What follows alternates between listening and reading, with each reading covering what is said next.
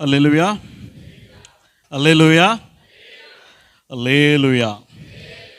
நம் தெய்வன் நல்ல தெய்வன், நம் தெய்வன் நல்ல தெய்வன், நம் தெய்வன் நல்ல தெய்வன். உங்களுக்கும் எனக்கும் ஒரு பெரிய உறவு இருக்கு. நம்ம எல்லாரும் ஒரே ரத்தத்தினால இழுக்கப்பட்டவங்க. நம்ம எல்லாருக்கும் ஒரே தகப்பன் இருக்கிறாரு. நம்ம எல்லாரும் ஒரே ஆவியினால ஆவிய சுமந்து நடக்கிறவங்க. நம்ம எல்லாரும் ஒரே பரலோகத்துக்கு போக ஆயத்தப்பட்டு கொண்டு இருக்கிறோம். நம் தெய்வன் நல்ல தெய்வன், நம் தெய்வன் நல்ல தெய்வன். பார்த்துக்கோங்க, எல்லாருக்கும் முன்னாடி ரெண்டு காரியம் இருக்கு. எல்லா மனுஷருக்கும் முன்னாடி, நம்ம விரும்பினாலும் விரும்பாவிட்டாலும், நம்ம ஏற்றுக்கொண்டாலும் ஏற்றுக்கொள்ளாவிட்டாலும், நம்ம அதை நம்பினாலும் நம்பாவிட்டாலும், நம்ம எல்லாருக்கும் முன்னாடி ரெண்டு காரியம் இருக்கு. எல்லா மனுஷருக்கும் முன்னாடி ஒண்ணு, எல்லா மனுஷரும் மரித்து போவாங்க. எல்லா மனுஷரும் ஒரு நாள் இந்த உலகத்தை விட்டு கடந்து போவாங்க. ஆனா எந்த மனுஷனுக்கும் அவன் எப்ப சாவான்னு தெரியாது. ஒண்ணு மரணம், இன்னொன்னு அந்த மரணம் எப்ப சம்பவிக்குன்னு தெரியாது. பார்த்துக்கோங்க, நம்ம மரணத்தை கட்டுப்படுத்த முடியாது. நமக்கு எதிர்கொண்டு இருக்கிற மரணத்தை நம்ம கட்டுப்படுத்த முடியாது. நம்ம சொல்ல முடியாது, இப்போ நான் வரமாட்டேன், இப்போ கொஞ்சம் வேலை இருக்குது, இப்போ குடும்ப காரியங்கள்லாம் செய்து முடிக்கல, இப்போ நான் ஆயத்தமா இல்லை, அதனால இப்போ என்னால வர முடியாது. ஒரு மாசம் கழிச்சு, ஒரு வாரம் கழிச்சு, இன்னும் 2 நாள் கழிச்சு, இன்னும் கொஞ்ச நேரம் கழிச்சு அப்படின்னு யாரும் சொல்ல முடியாது. மரணம் யாரையும் யாருக்கிட்டையும் சொல்லிட்டு வராது. நான் இப்போ வரேன், நாளைக்கு வரேன், அடுத்த மாதம் 13ஆம் தேதி வரேன் அப்படின்னு யாருக்கிட்டையும் சொல்லிட்டு வராது. ஆனா பார்த்துக்கோங்க, மரணத்தை மட்டும்தான் மனுஷன் தடை பண்ண முடியாது. ஆனா மரணத்துக்கு அப்புறம் என்ன நடக்குதோ அதை நீ தடை பண்ணலாம். ஒண்ணு, மரணத்தை தடை பண்ண முடியாது, ஆனா மரணத்துக்கு பின்னால் என்ன நடக்குமோ அதை நீங்க உங்களால எப்படி வேணும்னு தீர்மானிக்க முடியும். பார்த்துக்கோங்க, இந்த உலகத்துல இருக்கிற எல்லா ஜனங்களும் இறந்து போவாங்க, ஆனா இயேசுவ அல்லாத ஜனங்க யாரும் பரலோகத்துக்கு போக மாட்டாங்க. பார்த்துக்கோங்க, சிறகு இல்லாத பறவையினால பறக்க முடியாது. அதே போல தண்ணி இல்லாத இடத்துல மீனால நீந்த முடியாது. அதே போல இயேசு இல்லாத ஆத்மா பரலோகம் போக முடியாது. புரியுதா? பார்த்துக்கோங்க, இன்னைக்கு எல்லா மனுஷருக்கும் முன்னாடி இருக்கிறது ஒன்று, ஒரு பெரிய அதிர்ச்சி. நம்ம மரணத்துக்கு அப்புறம் எல்லாத்துக்கும் ஒரு நியாய தீர்ப்பு உண்டு. அதே தேவன் சொல்றாரு, நமக்கு முன்னாடி ஒரு பெரிய ஆனந்த மகிழ்ச்சி உண்டு. கிறிஸ்துவுக்குள்ள இருந்தீங்கன்னா நமக்கு மரணம் கிடையாது, ஆக்கன தீர்ப்பு கிடையாது. கிறிஸ்துவுக்குள்ள இல்லைன்னா நமக்கு நித்திய மரணத்திலிருந்து தப்பிப்பு கிடையாது. ஆண்டவர்கிட்ட இருந்து நம்ம தப்பித்து கொள்ளணும்னா நம்ம பரலோகத்துக்கு போக ஆயத்தப்படணும். பார்த்துக்கோ, நம்ம வாழ்க்கையில மிக முக்கியமான காரியம், நம்ம வாழ்க்கை எப்படி தொடங்கணும்ன்றது கிடையாது, வாழ்க்கை எப்படி முடிக்க போறீங்க. உங்க வாழ்க்கை எப்படி வேணாலும் ஆரம்பமாயிருக்கலாம், அது ஒரு சின்ன காரியம். ஆனா எப்படி முடிக்க போறீங்கன்றது ரொம்ப முக்கியமானது. நேற்றைய தினம் நம்ம வாழ்க்கையில முக்கியம் கிடையாது, அது நம்ம நினைவுகள்ல இருக்கும், அவ்வளவுதான். நேற்றைய தினமோ போன மாசமோ போன வருஷமோ இல்லை, வாழ்க்கையில நம்ம இதுவரைக்கும் கடந்து வந்த பகுதி எல்லாம் நம்ம நினைவுல இருக்கும். ஆனா உன் வாழ்க்கையை எப்படி பிடிக்க போறது கவனமாரு. சாலமோன் அருமையா தான் வாழ்க்கையை தொடங்கினான். தேவாலயத்துல ஆண்டவரை தேடி, ஆண்டவர் என்ன வேணும்னு கேட்டபோது ஞானம் வேணும்னு சொல்லி ஞானத்தை பெற்றுக்கொண்டு ஆண்டவருக்கு பிரியமான ஒரு வாழ்க்கையை தொடங்கினான். ஆனா அவனுடைய முடிவுல ஆண்டவரை வேதனைப்படுத்தினான். ஆண்டவர் அவனுக்கு எச்சரிப்பு கொடுத்தும் அவன் வாழ்க்கைய அவன் தொலைச்சி போட்டான். ரொம்ப வேதனைப்படுத்தினான். அவனை ரொம்ப வேதனைப்படுத்தினான். தேவன் முடிவை ஆரம்பத்தில் அறிகிற தேவன் அவனுக்கு எச்சரிச்சும் அதை கேட்காம போய் ஆண்டவருக்கு மனவேதனையை உண்டாக்குனான். ஆனா சவுல், பவுல் அப்போஸ்தலன், அவனுடைய வாழ்க்கை ஆரம்ப காலத்துல மிகவும் குடிதா இருந்தது. கிறிஸ்தவர்களை வேட்டையாடி கொண்டிருந்தான். தேவ பக்தி உள்ள ஜனங்களை, தேவனை தேடக்கூடிய ஜனங்களை வேட்டையாடி கொன்று போட்டான். ஆனா அவனுடைய முடிவு அருமையான முடிவு.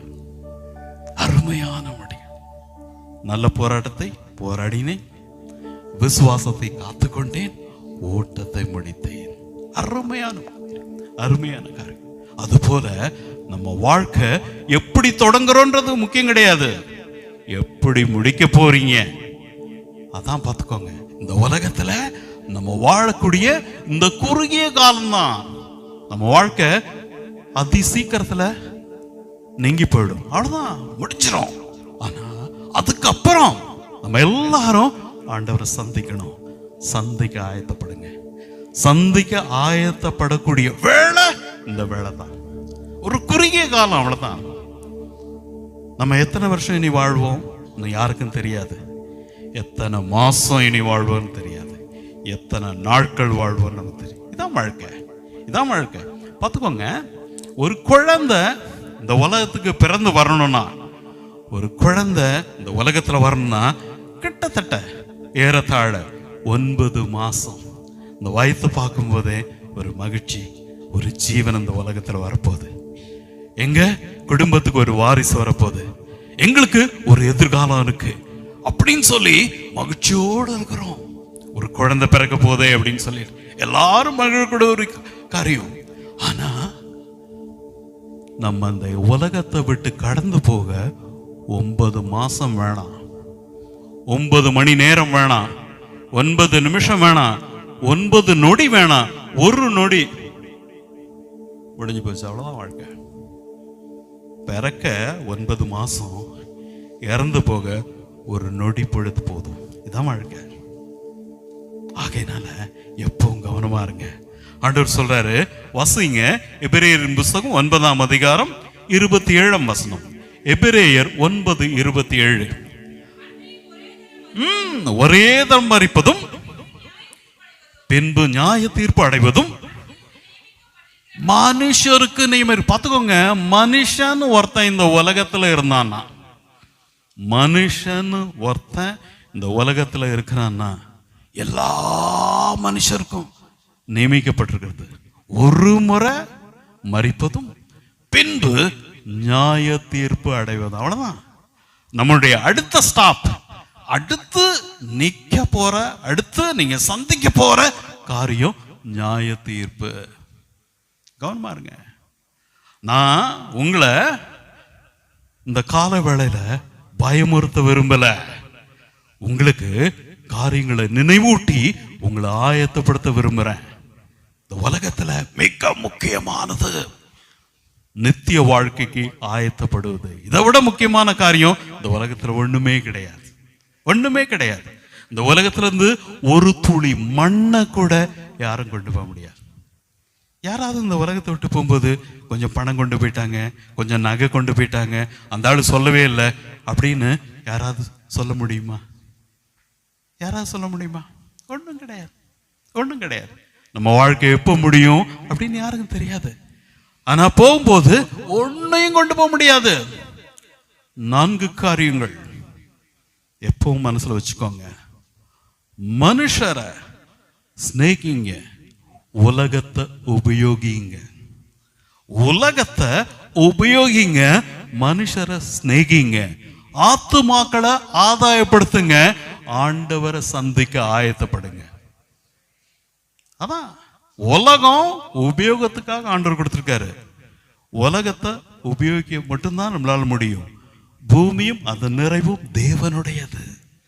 தேவனுடைய பொருளை ஒரு மனுஷனும் கொண்டு போக முடியாது. அதனாலதான் செத்து போற எவனும் ஒரு பொருளும் இந்த உலகத்திலிருந்து கொண்டு போறது இல்லை. எத்தனையோ மனுஷன் இந்த உலகத்துல வந்து கடந்து போயிட்டாங்க. யாராவது ஏதாவது கொண்டு போயிருக்காங்கன்னு யாருக்காவது தெரியுமா? தெரிஞ்சா சொல்லுங்க, எனக்கு தெரியாது, நான் தெரிஞ்சுக்கிறேன். ஒரு மனுஷனும் ஒன்றும் கொண்டு போக முடியாது. பூமியும் அந்த நிறைவும் தேவனுடையது. அதை தேவன் யாருக்கும் கொடுக்க மாட்டார். அதான் சங்கீதம் 24:1. சின்ன பிள்ளைங்க வீட்டில் தாய் தகப்பன்மாரு வெளியில போயிட்டு வரும்போது குழந்தைங்க சாப்பிட்றதுக்கு எதனா வாங்கிட்டு வருவாங்க, இல்லை குழந்தைங்களுக்கு பொம்மை எதனா வாங்கிட்டு வருவாங்க. அப்படி வீட்டுக்கு வந்த உடனே குழந்தைங்க போய் அவங்க கையில் இருக்க பையன் வாங்கி முதல்ல தங்களுக்கு தேவையான இஷ்டமான பொருட்களை எடுத்துக்கும்.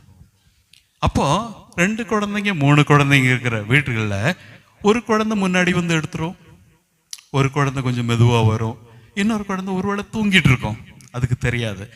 இந்த பொருட்களை எடுக்கிற பிள்ளைங்க என்ன சொல்லுவாங்க தெரியுமா? நான் தான் முதல்ல எடுத்தேன், நான் தான் முதல்ல எடுத்தேன், நான் தான் முதல்ல எடுத்தேன், இது எனக்கு தான், எனக்கு தான், எனக்கு தான். குழந்தைங்க குழந்தைங்க. அதே போலதான் இன்னைக்கு மனுஷனும் எல்லாத்தையும், இந்த வீடு எனக்கு, இந்த தோப்பு எனக்கு, இந்த நகை எனக்கு, இந்த ஊர் எனக்குன்னு அப்படின்னு சொல்லி நிறைய பேர் எழுதி வச்சுட்டு இருக்கிறாங்க. நிறைய பேர் மனசுல நினைச்சிட்டு இருக்கிறாங்க, இது என்னது என்னது என்னது என்னதுன்னு. மகனே, ஜீவன் பிரிஞ்ச போது, பிரிஞ்ச உடனே உன்னை பேர் சொல்லி கொடுக்க விட மாட்டாங்க. ஃப்ரெடி பிரதர் எங்க இருக்கிறாருன்னு கேட்க மாட்டாங்க. போனோம் எங்க இருக்கு, போனோம் எங்க இருக்கு, பணம் எங்க இருக்கு. மெதுவா குசு குசுன்னு பேசிக்குவாங்க. எப்பா அடக்கம் எப்பப்பா, அடக்கம் எப்ப, எங்க செய்யறாங்க? ஏன்னா நம்ம கூட இருக்கிறவங்களுக்கு சீக்கிரம் இதை கொண்டு போய் புதைச்சிட்டா நல்லா இருக்கும். இவ்வளவுதான் வாழ்க்கை, இவ்வளவுதான் வாழ்க்கை. ஆகையினால இந்த குறுகிய காலத்துல உலகத்தை உபயோகிங்க, மனுஷரை சிநேகிங்க. அநேக ஜனங்க மனுஷரை உபயோகிக்கிறாங்க, உலகத்தை சிநேகிக்கிறாங்க. நிறைய குடும்பங்கள்ல சண்டை சச்சரவு, பிரச்சனைங்க, கண்ணீர், கவலை, துக்கம், எல்லாத்துக்கும் அடிப்படை காரணம் அநேக வேளையில ஜனங்க பொருட்களை சிநேகிக்கிறாங்க, மனுஷரை உபயோகிக்கிறாங்க. கவனிச்சுக்கோங்க, பொருட்கள் உபயோகிக்கப்படணும், மனுஷன் சிநேகிக்கப்படணும். இதை மாத்தி போட்டீங்கன்னு வச்சுக்கோங்க, செருப்ப தலையில வச்சுட்டு கோலாவை தலையில காலில் வைக்கிற மாதிரி. புரியுதா? அதனாலதான் ஆண்டவர் சொன்னாரு, முதலாவது தேவனை நேசிக்கணும். யோவான் 13:34-35. யாராவது வாசிங்களா sister? God bless you Lord, we bless you. யோவான் 13:34-35. நீங்கள் ஒருவரில் அன்பாயிருங்கள், நான் உங்களில் அன்பாய் இருந்தது போல நீங்களும் ஒருவரில் அன்பாயிருங்கள் என்கிற புதிதான கட்டளை உங்களுக்கு கொடுக்கிறேன். நீங்கள் ஒருவரில் ஒருவர் அன்புள்ளவர்களாய் இருந்தால் அதனாலே நீங்கள் இயேசுவினுடைய சீஷர்கள் என்று எல்லாரும் அறிந்து கொள்வார்கள். புரியுதா? நம்மகிட்ட அன்பு தேவன் நமக்கு அது ஒரு அடையாளமா வச்சிருக்கிறார். கிறிஸ்தவனுக்கு இருக்கிற மிகப்பெரிய 2 அடையாளங்கள்ல ஒன்று அன்பு, இன்னொன்னு பரிசுத்தம். அன்பும் பரிசுத்தமும் எங்க இருக்குதோ அது ஆண்டவருடைய பிரசன்னம். வாசிங்க 1 பேதுரு 1:16. Lord, we love you Lord. ஆண்டவரே உமக்கு ஸ்தோத்திரம்.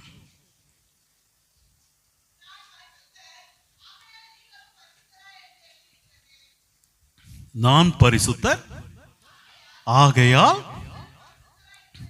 நீங்களும் பரிசுத்தராய் இருங்கள். புரியுதா? ஆண்டவர் நம்ம எதற்காக தெரிந்து கொண்டார்னு 1 பேதுரு 2:9 வாசிங்க. நீங்களோ உங்களை அந்தகாரத்தினின்று தம்முடைய ஆச்சரியமான ஒளியின் இடத்திற்கு வரவழைத்தருடைய புண்ணியங்களை அறிவிக்கும்படிக்கு தெரிந்து கொள்ளப்பட்ட சந்ததியாயும் ராஜரிக ஆசாரிய கூட்டமாயும் பரிசுத்த ஜாதி. பார்த்துக்கோங்க, நம்ம அன்புள்ளவர்களா இருந்தா மட்டும் போதாது, நமக்கு பரிசுத்தம் இருக்கணும். அன்பும் பரிசுத்தமும் கிறிஸ்தவன்னு சொல்லப்படுற ஒரு நாணயத்தினுடைய 2 பக்கங்கள். சிலர் ரொம்ப அன்பா இருப்பாங்க, ரொம்ப அன்பா இருப்பாங்க, எப்ப பார்த்தாலும் அன்பு அன்பு அன்பு அன்புன்னு பேசிட்டே இருப்பாங்க. அது 6 மணி வரைக்கும் தான். 6 மணிக்கு மேல உங்களுக்கு தெரியும் என்னென்னலாம் நம்மளை இந்த உலகத்தோட இணைக்குதுன்றது எல்லாம் தெரியும். அவங்க ஆளே வேற மாதிரி மாறிடுவாங்க. நமக்கு தெரியாது இவங்க தானா அவங்க தானா இவங்கன்னு. 6 மணிக்கு மேல நமக்கு தெரியாது. அடுத்த நாள் காலையில வரைக்கும் அதே மாதிரி இருப்பாங்க, அதே மாதிரி இருப்பாங்க. அவங்க தனியா ஓய்வு எடுத்துட்டு இருப்பாங்க. காலையில திரும்ப அன்பு அன்பு அன்புன்னு சொல்லுவாங்க. புரியுதா? அன்பு மட்டும் இருந்தா போதாது, பரிசுத்தம் வேணும். சில ஜனங்க பரிசுத்தம் பரிசுத்தம் பரிசுத்தம் பரிசுத்தம்னு சொல்லுவாங்க, கடிந்து கொள்வாங்க. அவங்க பேசுறத பார்த்தா நம்ம மனசுல தோணும், ஷப்பா இந்த மாதிரி மனுஷங்கிட்ட வந்து மாட்டிக்கிட்டானே. ஆமா, நமக்கு தோணும். எப்ப பார்த்தாலும் இதை செய் அதை செய், இப்படி பண்ணு அப்படி பண்ணு, அங்க உட்காரு இங்க உட்காரு எல்லாம் சொல்லுவாங்க. பெரிய பரிசுத்தர் போல காமிச்சுக்குவாங்க, இருப்பாங்க. சிலர் அப்படி இருக்கிறாங்க. ஆனா அன்புக்கும் அவங்களுக்கும் சம்பந்தமே இருக்காது. பரிசுத்தம் இருக்கும், அன்பு இருக்காது. சில ஜனங்கிட்ட அன்பு இருக்கும், பரிசுத்தம் இருக்காது. ஆனா ஆண்டவர் சொல்றாரு, நீ அன்பாகவும் இருக்கணும், பரிசுத்தமாகவும் இருக்கணும். வாசிங்க 2 கொரிந்தியர் 6ஆம் அதிகாரம் 14 முதல் 18 வரை. சிஸ்டர் 14 இருந்து வாசிங்க சிஸ்டர். 14. அந்நிய நுகத்திலே அவிசுவாசிகளுடன் பிணைக்கப்படாதீங்க, அவங்க கூட சேர்ந்துக்காதீங்க. நீதிக்கும் அநீதிக்கும் சம்பந்தம் ஏது? ஒளிக்கும் இருளுக்கும் ஐக்கியம் ஏது? கிறிஸ்துவுக்கும் பேலியாளுக்கும் இசைவேது? அவிசுவாசியோட விசுவாசிக்கு பங்கேது? தேவனுடைய ஆலயத்துக்கும் விக்கிரகங்களுக்கும் சம்பந்தம் ஏது? நான் அவர்களுக்குள்ளே வாசம் பண்ணி அவர்களுக்குள்ளே உலாவி அவர்கள் தேவனாயிருப்பேன், அவர்கள் என் ஜனங்களாய் இருப்பார்கள் என்று தேவன் சொன்னபடி நீங்கள் ஜீவனுள்ள தேவனுடைய ஆலயமாய் இருக்கிறீர்கள். ஆனபடியால் நீங்கள் உலகத்திலிருந்து அவர்கள் நடுவிலிருந்து புறப்பட்டு போய் பிரிந்து அசுத்தமானதை தொடக்கூடாது. அதான் ஆண்டவர் சொல்றாரு, அசுத்தமானதை தொடாத என்று கர்த்தர் சொல்லுகிறார். அப்பொழுது இந்த உலகத்தை விட்டு, உலக ஜனங்களை விட்டு, அசுத்தத்தை விட்டு நீங்க பிரிஞ்சு வித்தியாசமா வாழும்போது, உங்களை நீங்க வித்தியாசமானவர்களாக அடையாளப்படுத்தி கொள்ளும் பொழுது, நீங்க இந்த உலகத்துக்கும் எனக்கும் சம்பந்தம் இல்லை அப்படின்னு நீங்க உங்களை நீங்க ஆண்டவருக்கு முன்பாக காண்பித்துக் கொள்ளும் போது, அப்பொழுது தேவன் சொல்றாரு, நான் உங்களை ஏற்றுக்கொண்டு உங்களுக்கு பிதாவாயிருப்பேன், நீங்கள் எனக்கு குமாரரும் குமாரத்திகளுமாய் இருப்பீர்கள் என்று சர்வ வல்லமையுள்ள கர்த்தர் சொல்லுகிறார். இதே தேவன் தான் சொன்னாரு.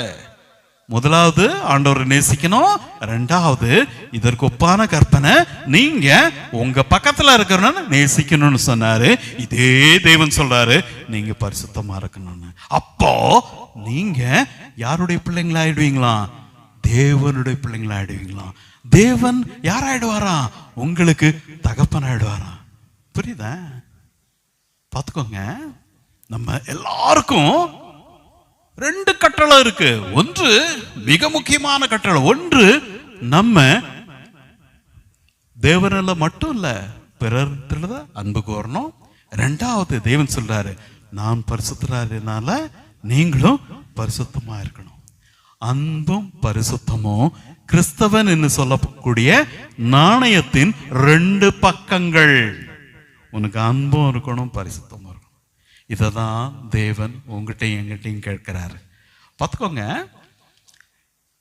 இந்த உலகத்துல நம்ம அநேக ஜனங்களை பார்க்கிறோம். அவங்கள எல்லாரும் ஆண்டவருடைய பிள்ளைங்க கிடையாது, தெரியுமா?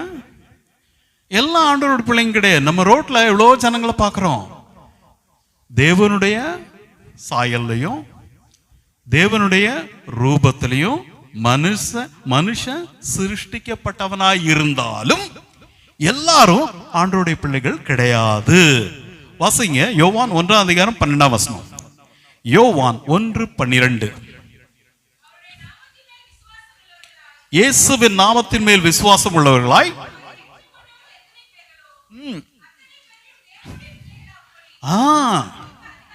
ஆமென். இயேசுவின் மேல விசுவாசம் உள்ளவராயி இயேசுவை ஏற்றுக்கொண்டவங்க மட்டும்தான் அவருடைய பிள்ளைகள். எல்லாரும் அவர் பிள்ளைங்க கிடையாது. இந்த உலகத்துல நீங்க பாக்குறவங்க ரெண்டு கூட்டம். ஒண்ணு தேவனுடைய படைப்பு, இனி ஒன்று தேவனுடைய பிள்ளைகள். இயேசுவ சொந்த இரட்சகராக ஏற்றுக்கொள்ளாத மட்டில் ஒரு மனுஷனும் ஆண்டவருக்கு பிள்ளையாக மாற முடியாது. ஆண்டவருடைய பிள்ளைங்களுக்கு மட்டும்தான் பரலோகம், எல்லாருக்கும் கிடையாது. இயேசு இல்லாம இந்த உலகத்துல இருந்து ஒரு மனுஷனும் பரலோகத்துக்கு போக முடியாது. வாசிங்க யோவான் 14:6. Lord we love you Lord. உமக்கு ஸ்தோத்திரம். இயேசு சொல்றாரு நானே வழியும் நானே சத்தியமும் நானே தேவனுமாய் இருக்கிறேன். என்னை அல்லாமல் ஒருவனும் என் பிதாவின் அண்டையில் வரான். யாராவது போயிடலாம் நினைக்கிறாங்களா? அவர் பெரிய பணக்காரர், அவருக்கு 10 ஏக்கர் நிலம் இருக்கு, அவர் மட்டும் போயிடுவாரு. அவங்க ரொம்ப பெரிய மனுஷங்க, ரொம்ப படிச்சிருக்காங்க, அவங்க மட்டும் போயிடுவாங்க. அவரு பெரிய பாடி பில்டரு, அவர் மட்டும் போயிடுவாரு அப்படின்னு சொல்லாரு ஐசா. ஒரு மனுஷன் கூட இயேசு இல்லாம பரலோகத்துக்கு போக முடியாது. அப்படிப்பட்ட இயேசுவை நீங்களும் நானும் பெற்று இருக்கிறோம். பெற்று பெரிய பாக்கியத்தில் இருக்கிறோம். நிறைய பேர் தெரியல. வாசிங்க அப்போஸ்தலர் நடவடிக்கைகள் 4:12. அப்போஸ்தலர் நடவடிக்கைகள் 4:12. அவராலே அன்றி இயேசுவாலே அன்றி வேறொருவராலும் ரட்சிப்பு இல்லை. நாம் ரட்சிக்கப்படும்படிக்கு வானத்தின் கீழெங்கும் மனுஷருக்குள்ளே இயேசுவின் நாமமே அல்லாமல் வேறொரு நாமம் கட்டளை இடப்படவில்லை. பார்த்துக்கோங்க, இயேசு இல்லாம ஒரு மனுஷனும் பரலோகத்துக்கு போக முடியாது. யாரா இருந்தாலும் சரி சொல்லலாம். நான் அந்த சபையில 40 வருஷமா இருக்கிறேன். சொல்லலாம் நான் பிறந்ததே அந்த சபையில தான் பிரதர் சொல்லலாம். அந்த சபையில தான் ஞானஸ்நானம் பெற்றேன், அந்த சபையில தான் என் கல்யாணம் ஆச்சு, அந்த சபையில தான் நாங்கள் வாழ்ந்துட்டு இருக்கிறோம், அந்த சபை தான் எங்களுக்கு எல்லா ஞாயிற்றுக்கிழமையும் நாங்கள் போயிடுவோம், கரெக்டாக போயிடுவோம், எல்லா கூட்டத்துக்கும் போயிடுவோம். எங்களுக்கு பரிசு கூட கொடுப்பாங்க. இந்த வருஷம் தவறாம சபைக்கு வந்தாருன்னு சொல்லிட்டு பரிசு கூட நான் வாங்கியிருக்கிறேன்னு. ஆனா இயேசு உன்னுடைய வாழ்க்கையில் இல்லைன்னா நீ பரலோகம் போக மாட்ட, தெரிஞ்சுக்கோ. வாசிங்க லூக்கா 9:23. லூக்கா 9:23. பின்பு அவர் எல்லாரையும் நோக்கி, பார்த்துக்கோங்க, சிலரை மட்டும் இல்ல, எல்லாரையும் நோக்கி, ஒருவன் என் பின்னே வர விரும்பினால் அவன் தன்னைத்தான் வெறுத்து, முதல்ல தன்னைத்தான் வெறுத்து, நம்ம யாரா இருந்தாலும் சில நேரத்தில் சொல்லுவோம் தெரியுமா, நான் யார் தெரியுமா, எங்க குடும்பம் என்ன குடும்பம் தெரியுமா, நாங்க எப்படிப்பட்டவங்க தெரியுமா, நாங்க எங்க இருந்து வரோம் தெரியுமா. மகனே, உங்ககிட்ட எங்கிட்டையும் தான் ஆண்டவர் சொல்றாரு, தன்னைத்தான் வெறுத்து தன் சிலுவையை. நமக்கு ஒவ்வொரு மனுஷனுக்கும் ஒரு சிலுவை இருக்கு. சின்ன பிள்ளைங்களுக்கும் சிலுவை இருக்கு, பசங்களுக்கும் சிலுவை இருக்கு. உங்ககிட்ட கேட்கும்போது உன் சிலுவை என்னன்னா ஒன்றும் இல்லை. அவன் சொல்லலாம், இந்த எக்ஸாம் மட்டும் இல்லைன்னா நல்லா இருக்கும் அங்கிள். ஆமாம், சில பிள்ளைங்க சொல்ல, இந்த ஹோம்ஒர்க் என்ன அங்கிள், அங்கே போனாலும் தொந்தரவு, வீட்டுக்கு வந்தாலும் தொந்தரவு, ஹோம்ஒர்க். சின்ன குழந்தைங்களுக்கு சாப்பிட்றதே பிரச்சனை. சின்ன குழந்தைங்க சாப்பாடு ஊட்டுறதுக்குள்ள இந்த தாய்மார்கள் படுற பாடு நான் பல வேளையில் கவனிச்சிருக்கேன். என் மனைவி செய்யறதுன்னு பார்த்துருக்கேன். கோமாளி மாதிரி பிள்ளைங்கிட்ட கெஞ்சி கூத்தாடி என்னென்னவோ செஞ்சு கடைசியில் இந்த சைடு ஒரு அப்பு, அந்த சைடு ஒரு அப்பு, தின்னு அடிப்போம். அது சின்ன குழந்தைங்களுக்கு அவங்களுக்கு இருக்கிற சிலுவை. வயசானவங்களுக்கு, எப்பா சுகர் கூடிடுச்சுப்பா, ப்ரெஷர் கூடிடுச்சுப்பா, சில நேரத்தில் அடிக்கடி மறந்து போயிடுறேன்ப்பா, சில நேரத்தில் உடம்பு தள்ளாடுதுப்பா, சில நேரத்தில் அடுத்தது என்ன நடக்குமோ எப்ப நடக்குமோன்னு தெரியலப்பா. சிலுவை. ஆண்டவர் சொன்னாரு, தன்னைத்தான் வெறுத்து தன் சிலுவை எடுத்துக்கொண்டு அனுதினமும், கிறிஸ்துமஸ் அன்னைக்கு மட்டும் கிடையாது, நியூ இயர் அன்னைக்கு மட்டும் கிடையாது, ஈஸ்டர் அன்னைக்கு மட்டும் கிடையாது, கல்யாண நாள் வர்ற அன்னைக்கு மட்டும் கிடையாது, அனுதினமும் என் பின்னே வர கடவன். நீங்க கேட்கலாம், பாஸ்டர் இந்த ஊர்ல இயேசுவை நான் எங்க போய் தேடுறது பாஸ்டர், இயேசு எங்க இருக்கிறார் நீங்க சொல்லுங்க பாஸ்டர். எல்லாரும் அவர் 2000 வருஷத்துக்கு முன்னாடி வந்து போயிட்டார் பாஸ்டர் அப்படின்னு அநேகருக்கு சந்தேகம் இருக்கு. ஆண்டவர் சொல்றாரு, ஒருவன் என் பின்ன வர சுத்தமானா என் சிஷ்யனா இருக்கலாம். வாசிங்க யோவான் 1:1. ஆதியிலே வார்த்தை இருந்தது, அந்த வார்த்தை தேவனிடத்தில் இருந்தது, அந்த வார்த்தை தேவனாய் இருந்தது. புரியுதா? நீங்க இயேசு பின்னாடி போகணும்னா உங்க வேத புஸ்தகத்துக்கு பின்னாடி போனா போதும். வேதம் என்ன சொல்லுதோ இயேசு அதுதான் சொல்றாரு, இயேசு என்ன சொல்றாரோ வேதம் அதுதான் சொல்லுது. வேதமும் இயேசும், இயேசுவும் வேதமும் ஒண்ணுதான். புரியுதா? வார்த்தை வடிவில் இருக்கிற தேவன் தான் உங்க கையிலும் என் கையிலும் இருக்கிற பரிசுத்த வேதாகமம். ஆகையினால பரலோகத்துக்கு போகணும்னா நீங்க என்ன செய்யணும்? இந்த 4 காரியங்கள் செய்யணும். இன்னும் இயேசு ஒரு படி மேல போறார். வாசிங்க லூக்கா 14:26. Love you Lord.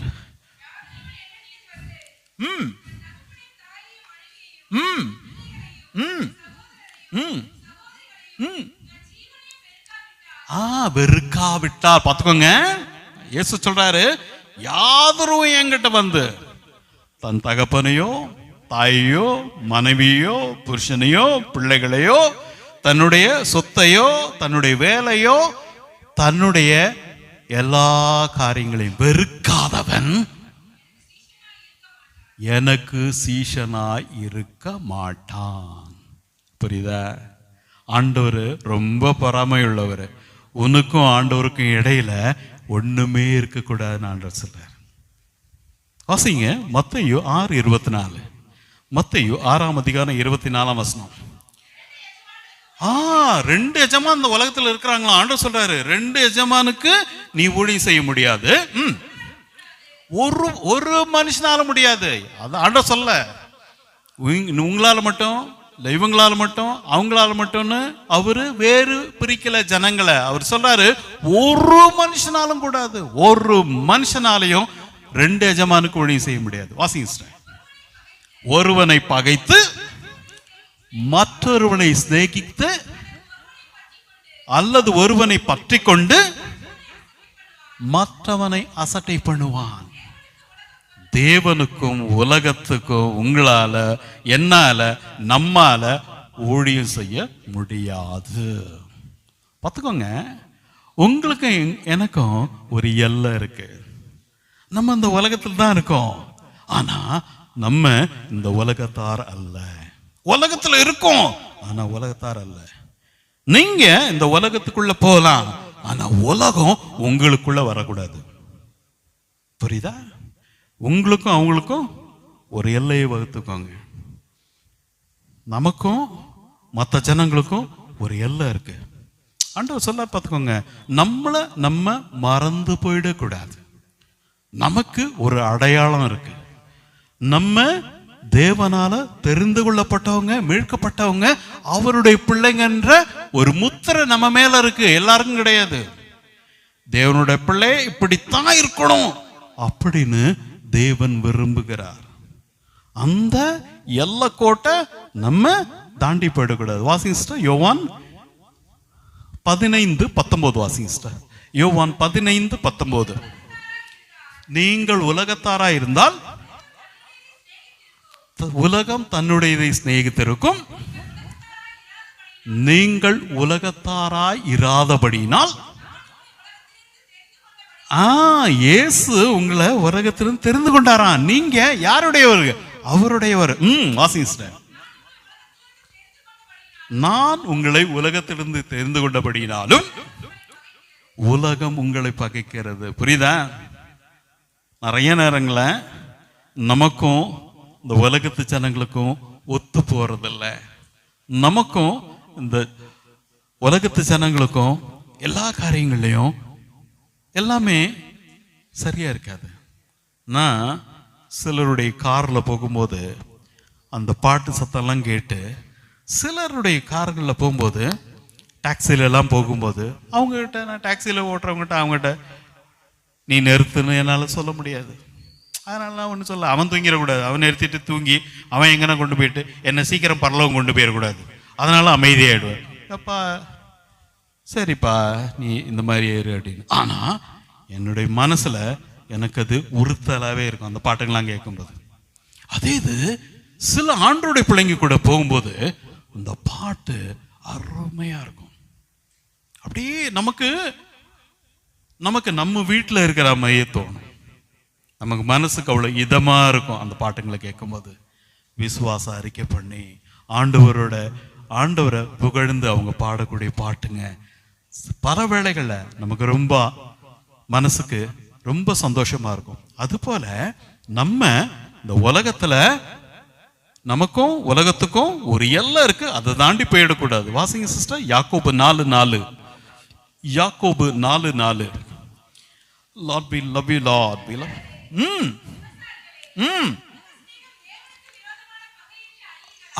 உலக சிநேகம் தேவனுக்கு விரோதமான பகை.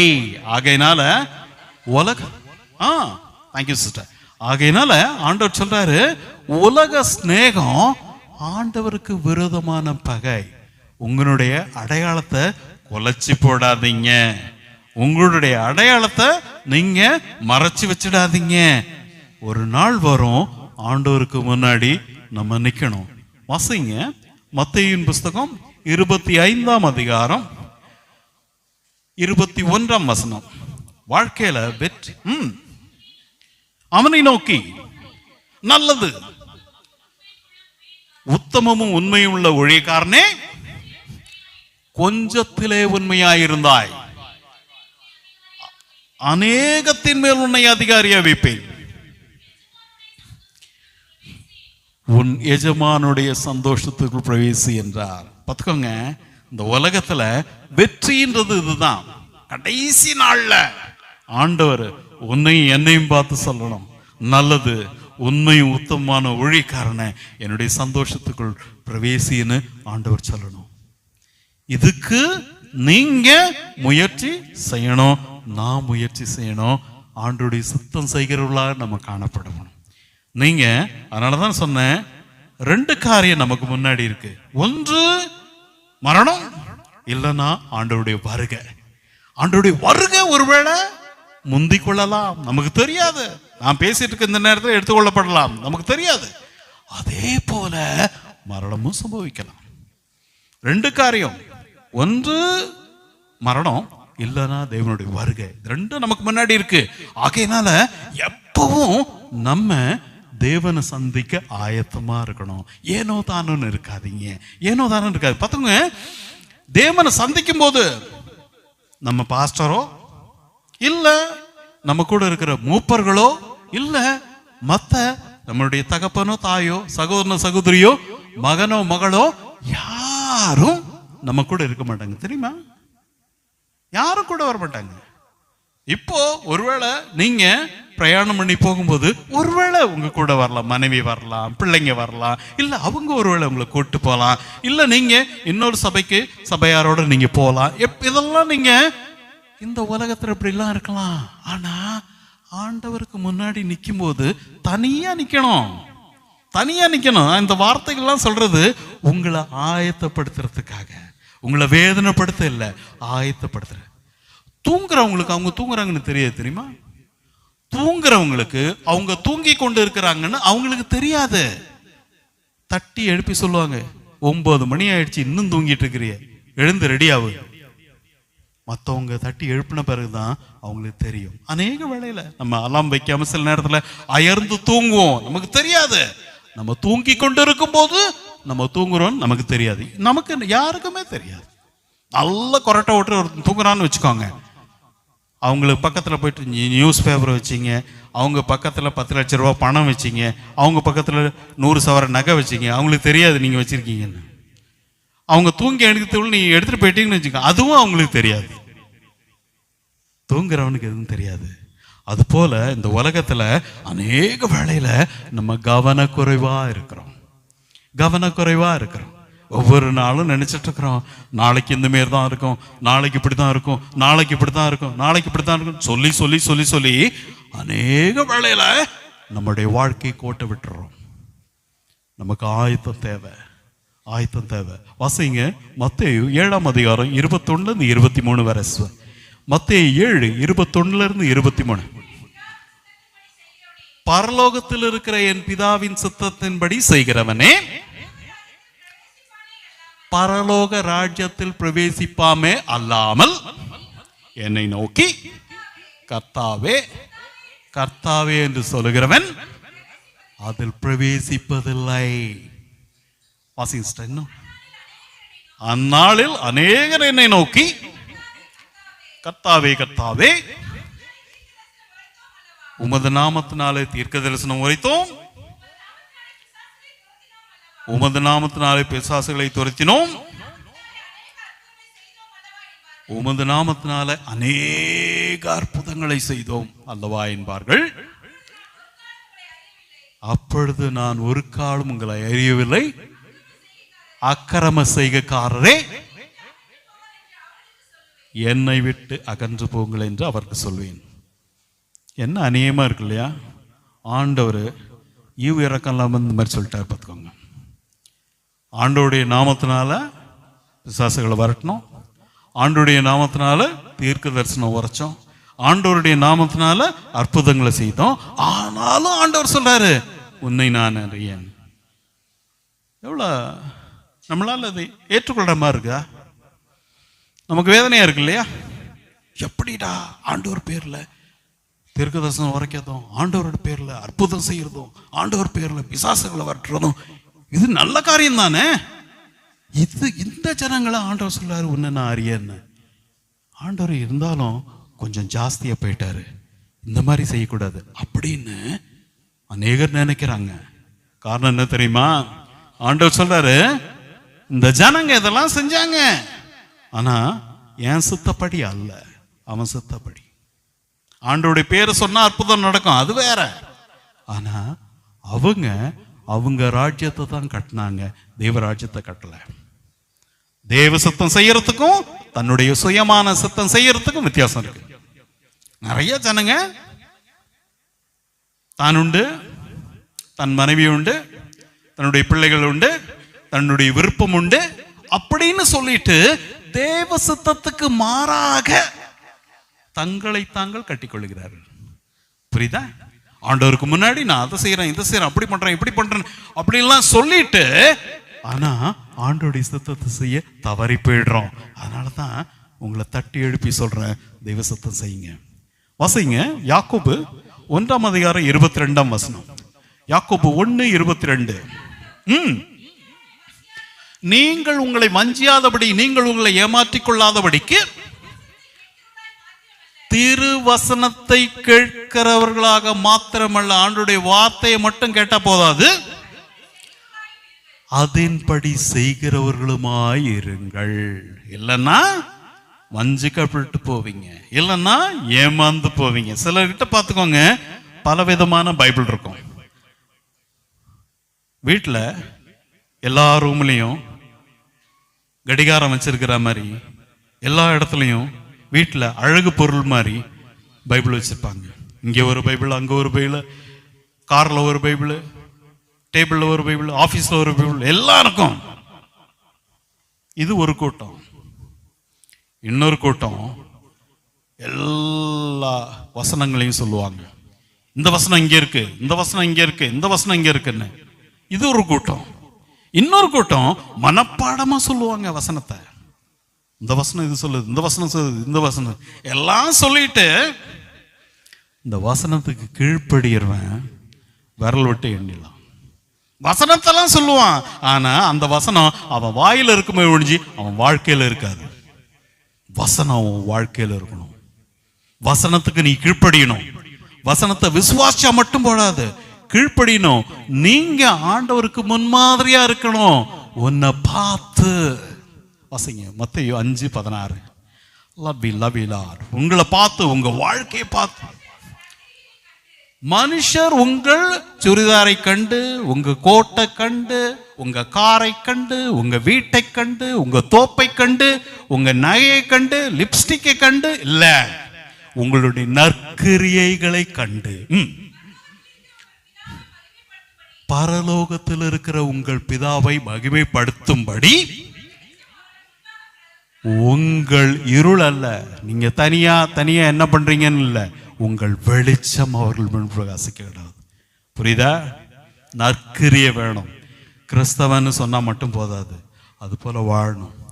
அப்படி வாழ்றது தான் தெய்வம் சுத்தமா இருக்குது. தெய்வன் அதுக்கு தான் நம்ம கிட்ட இருந்து எதிர்பார்க்கிறாரு. பார்த்துக்கோங்க, நரகத்துல சின்னவும் பெரியவும் கிடையாது. நரகம் ஒரு குப்பை தொட்டி. குப்பை தொட்டியில போற பொருள்லாம் குப்பை தொட்டி பக்கத்துல போயிட்டு மெதுவா ஃப்ரிட்ஜில் வைக்கிற மாதிரி நம்ம வைப்போமா? தூக்கி போட்டு போயிட்டே இருப்போம். அது குப்பை, அது எனக்கு தேவையில்லை. முட்டையை சாப்பிட்டாச்சு, ஓடு தூக்கி போடு. பழத்தை சாப்பிட்டாச்சு, தோலை தூக்கி போடு. அவ்வளவுதான். அது போல நரகம் ஒரு குப்பை தொட்டி. ஆனா பரலோகத்துல சின்னவன் பெரியவன் இருக்கிறான். விழிச்சு கொள்ளுங்க, உங்களை நித்தியத்துக்கு ஆயத்தப்படுத்தி கொள்ளுங்க. அதுக்காக நான் சொல்றேன். சிஸ்டர் வாசிங்க சிஸ்டர், மத்தேயு 5:19. மத்தேயு சிஸ்டர் கொஞ்சம் நிறுத்தி வாசிங்க. பார்த்துக்கோங்க, இந்த கற்பனையில் எல்லாவற்றிலும் பார்த்துக்கோங்க. அப்போ உங்களுக்கு வேதம் சரியா தெரிஞ்சிருக்கணும். வேதம் தெரியலன்னா எல்லா கற்பனையும் எல்லா கட்டளையும் யாராலையும் கை கொள்ள முடியாது. ஆண்டவர் சொல்றாரு, இந்த கற்பனைகள் எல்லாவற்றிலும் சிறிதானது ஒன்றாகலாம். அதான் நீங்க நினைக்கலாம் இது சின்னது, அதெல்லாம் ஒரு பெரிய விஷயம் இல்லை, இதெல்லாம் ஒரு பெரிய விஷயம் இல்லை, அதை போய் நீங்க பெருசுப்படுத்திட்டீங்களே பிரதர், அதை பத்தி பேசாதீங்க பிரதர் அப்படின்னு ஒருவேளை உங்க மனசுல நினைக்கலாம். சிறு வாய் திறந்து சொல்லலாம். ஆண்டவர் சொல்றாரு, இதுல ஒரு சின்னது கூட நீ மீறக்கூடாது. அவிரதமாய் மனுஷனுக்கு போதிக்கிறவன் பரலோக ராஜ்யத்தில் எல்லாரிலும் சிறியவன் எனப்படுவார். பார்த்துக்கோங்க, நீங்க வேதத்தை கை கொள்ளாத பட்சத்துல, கடைபிடிக்காத பட்சத்துல, கற்றுக்கொள்ளாத பட்சத்துல, அதற்கு கீழ்ப்படியாத பட்சத்துல, அதன்படி நடக்காத பட்சத்துல நீங்க பரலோகத்தில் சிறியவர்களாக இருப்பீங்க. புரிஞ்சுக்கோங்க, பார்த்துக்கோங்க. பரலோக வாழ்க்கை நித்திய நித்தியமா நீ வாழ போற வாழ்க்கை. 5 வருஷம் கிடையாது, 10 வருஷம் கிடையாது, 15 வருஷம் கிடையாது, ஏன் 80 வருஷம் 100 வருஷம் கூட கிடையாது. நித்திய நித்தியமா நித்திய நித்தியமா நித்திய நித்தியம், முடிவே கிடையாது. அப்படிப்பட்ட ஒரு ராஜ்யத்தில் நீ வாழ போற. உன்னையும் என்னையும் தேவன் ஆயத்தப்படுத்தி கொண்டிருக்கிறார். அந்த ராஜ்யத்தில் போய் கோமாளி மாதிரி ஆயிடாது. இந்த உலகத்துல பெரிய ஆளா இருந்துட்டு நான் யார் தெரியுமா, என் வண்டி என்ன வண்டி தெரியுமா, என் வீடு எவ்வளவு பெரிய வீடு தெரியுமா, எனக்கு எங்கெல்லாம் சொத்து இருக்கு தெரியுமா, நான் எவ்வளவு பிக்சர் போட்டு வச்சிருக்கேன் தெரியுமா, எல்லாம் தெரிஞ்சாலும் மகனே நீயும் அந்த கல்லறைக்கு தான் வருவ. உனக்கும் அதே கல்லறை தான். ஃப்ரெடி பிரதர் அடக்கம் பண்ண அதே கல்லறை தான் உனக்கும். அவ்வளவுதான். இதான் வாழ்க்கை. ஒண்ணும் கிடையாது. ஒரு நாள் நம்ம போயிடுவோம். ஆனா போறதுக்கு முன்னாடி ஆயத்தப்பட்டுக்கோ. பரலோகத்துல சின்னவன் பெரியவன் இருக்கான், நரகத்துல சின்னவன் பெரியவன் இல்ல. வாசிங்க, தொடர்ந்து வாசிங்க. இவைகளை கை கொண்டு போதிக்கிறோம். சிலர் பார்த்துக்கோங்க, பைபிளை பத்தி நல்லா பேசுவாங்க, பைபிளை பத்தி நிறைய ரகசியங்கள்லாம் சொல்லிக் கொடுப்பாங்க, பைபிளை மற்றவங்களுக்கு போதிக்கிறதுக்கு முந்தி கொள்ளுவாங்க. டக் டக் டக்குன்னு போயிட்டு சந்தோஷத்தோட போயிட்டு பைபிளை பத்தி சொல்லுவாங்க. ஆனா அவங்க வாழ்க்கையில அதை கடைபிடிக்க மாட்டாங்க. அதான் ஆண்டவர் சொல்றாரு, நம்ம வார்த்தையை கற்றுக்கொண்டா மாத்திரம் போதாது, அதை கடைபிடிக்கணும். அதுக்கப்புறம் வாசிங்க. திரும்ப வாசிங்க. அந்த முழு வசனத்தை திரும்ப வாசிங்க. ஆகையால்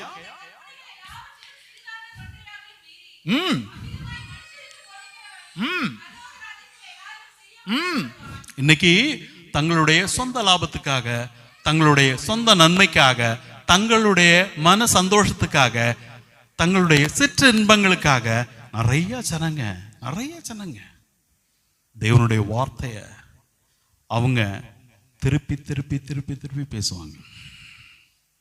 உங்களுக்கு தேவனுடைய வார்த்தை நல்லா தெரியலன்னா ஏமாந்து போயிடுவீங்க, ஏமாத்திடுவாங்க. தலையும் வாலும் இல்லாம ஒரே ஒரு பகுதியை எடுத்து சொல்லிட்டு ஆண்டவர் என்ன சொல்லியிருக்காரு தெரியுமா, இந்த வசனம் என்ன சொல்லுது தெரியுமான்னு அந்த வசனத்துக்கு மேலேயும் கீழையும் வாசிக்க மாட்டான். அவனும் வாசிக்க மாட்டான், உங்களை வாசிக்க விட மாட்டான். சொல்லி அதை அப்படியே திருப்பி தங்களுக்கு சாதகமா பேசுவாங்க. ஆண்டவர் அவங்கள தான் சொல்றாரு. சிஸ்டர் திரும்ப முதல்ல இருந்து வாசிங்க சிஸ்டர். ஆகையால் இந்த கற்பனைகள் எல்லாவற்றிலும் சிறிதானதொன்றையாகலும் மீறி அவ்விதமாய் மனுஷருக்கு போதிக்கிறவன் பரலோக ராஜ்யத்தில் எல்லாரும் சிறியவன் என்னப்படுவான். இவைகளை கை கொண்டு போதிக்கிறவன பார்த்துக்கோங்க. இவங்களை இந்த வார்த்தைய தன்னுடைய வாழ்க்கையில அபியாசப்படுத்தி தன்னுடைய வாழ்க்கையில அந்த வார்த்தைக்கு கீழ்ப்படிஞ்சு மற்றவங்களுக்கு போதிக்கிறவன் பரலோக ராஜ்யத்தில் பெரியவன். பார்த்துக்கோ, பரலோக ராஜ்யத்துல சின்னவன் மட்டும் இல்ல, பெரியவன் இருக்கிறான். பரலோகத்துல பெரியவன் ஆகிறதுக்கு முயற்சி பண்ணுங்க, ஆயத்தப்படுங்க. ஏன்னா பரலோக வாழ்க்கை நித்திய நித்திய நித்திய நித்திய நித்திய நித்திய நித்திய மன வாழ்க்கை. அதுக்கு முடிவே கிடையாது, முடிவே கிடையாது. அப்படிப்பட்ட ஒரு வாழ்க்கையில நீ பெரியவனா இருக்கணும்னா நீ 3 காரியங்கள் செய்யணும். ஒன்று, தேவனுடைய வார்த்தையை கற்றுக்கொள்ளணும். 2வது, தேவனுடைய வார்த்தையை கடைபிடிக்கணும். 3வது, பிறருக்கு நாம இந்த வார்த்தையை கற்றுக் கொடுக்கணும்.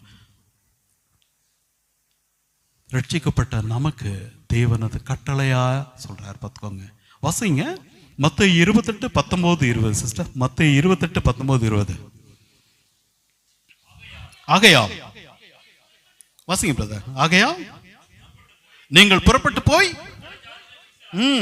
4 மாடி கட்டடம் வாங்குங்கள், 10 சவர நகை வாங்குங்கள், வீடு கட்டுங்கள், தோப்பு வாங்குங்கள். வாசிங்க பிரதர். சகல ஜனங்களையும் சீஷராக்கி பிதா குமாரன் பரிசுத்தாவின் நாமத்திலே அவர்களுக்கு ஞானஸ்நானம் கொடுத்து நான் உங்களுக்கு கட்டளையிட்ட யாவையும், சில காரியம் மட்டும் இல்ல, யாவையும் அவர்கள் கை கொள்ளும்படிக்கு உபதேசம் பண்ணுங்கள். இதோ உலகத்தின் முடிவு பரியந்தம் சகல நாட்களிலும். இயேசு போய் சொல்லுவாரா? இயேசு போய் சொல்லுவாரா? பார்த்துக்கோங்க, ஆண்டவர் ஒருபோதும் போய் சொல்ல மாட்டார். ஆண்டவர் உங்ககிட்ட கெஞ்சி கெஞ்சி கெஞ்சி கெஞ்சி கேட்கவும் மாட்டார். காதுள்ளவன் கேட்க கடவன், அவ்வளோதான். கேட்கிறதற்கு காதுள்ளவன் கேட்க கடவன். வாசிங்க மத்தேயு 11:15 சிஸ்டர். மத்தேயு 11.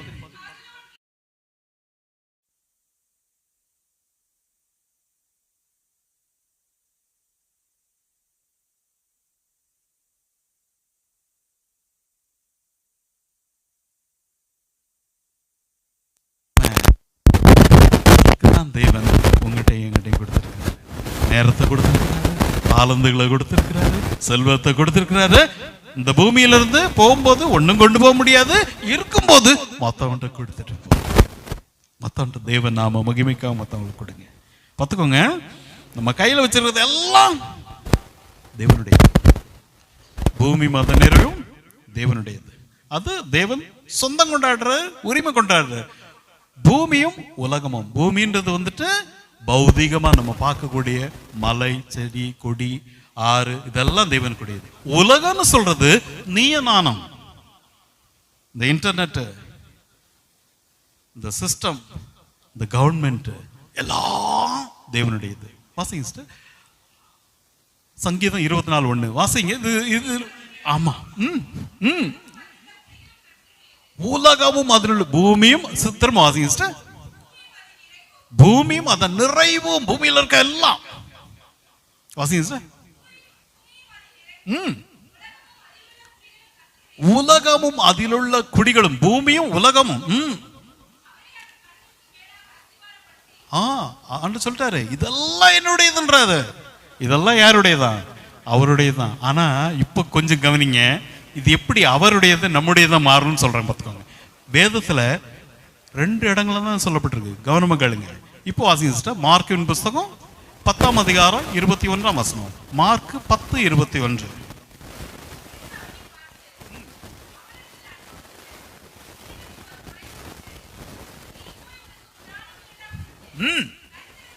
தரித்திரர் கொடு. பூமியில பூமியும் அதன் நிறைவும் என்னுடையதுன்னு சொன்ன தேவன் இப்ப என்னுடையத உன்னுடையதா மாத்துறாரு. பார்த்துக்கோங்க, கவனமா கேளுங்க. என்னுடையது உன்னுடையதான் மாறுற ஒரு வசனம் தான் இது. திரும்ப வாசிங்க. இயேசு அவனை பார்த்து அவனிடத்துல அன்பு கூர்ந்து, அவங்க கிட்ட சொல்ற, அவங்க மேல அன்பு வச்சு சொல்றாரு, மகனே கேளு,